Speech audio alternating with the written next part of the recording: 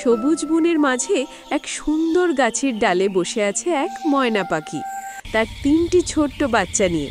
ময়না ভালোবাসায় তাদের খাবার খাওয়াচ্ছে।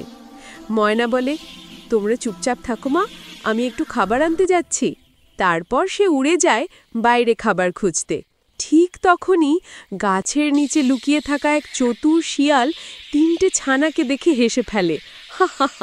আজ তো রাজভোজ, এই 3টে বাচ্চাই হবে আমার দুপুরের খাবার।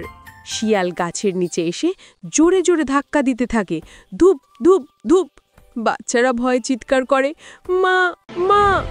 শব্দ শুনে ময়না পাখি দ্রুত ফিরে আসে, গর্জে ওঠে, এই শিয়াল, আমার বাচ্চার দিকে তাকাস না।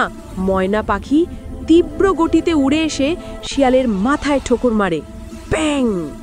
শিয়াল চিৎকার করে পালিয়ে যায়। বাঁচাও, আর কোনোদিন ময়নার বাসার কাছে যাব না।